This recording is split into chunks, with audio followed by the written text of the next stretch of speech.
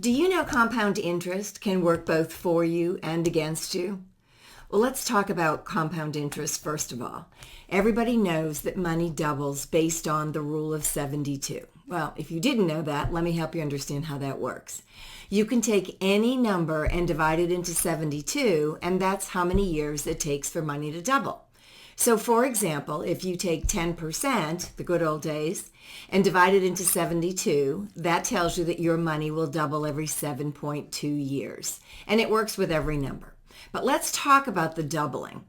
2 goes to 4, 4 to 8, 8 to 16, 32, 64, 128, 256. That's easy, right? Here's the thing that a lot of people don't understand. Procrastination will not take 2 going to 4 or 4 going to 8 away. No. Unfortunately, the longer you wait to get started or the longer you procrastinate to save the money that you should save for retirement or to actually understand how your money is compounding, you don't miss the 2 and 4 and 8 on the front end.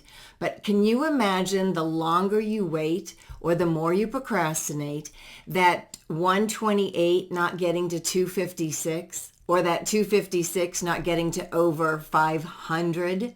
And what if there were zeros at the end of it? That's right.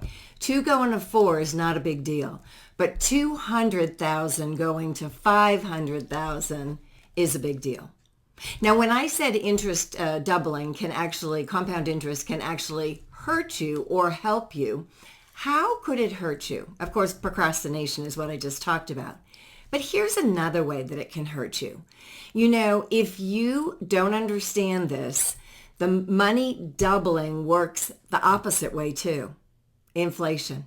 Now, we haven't had that word in a good number of years, but when you're trying to figure out how much money you need in retirement, you can't just set a level amount.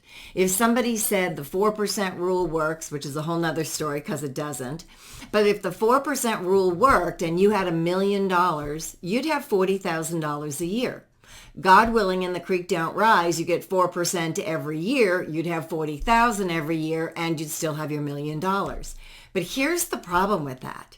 Inflation, even when it was lower than it is right now, that's eating into the buying power of that $40,000. So you see, just as money doubles, it goes backwards too.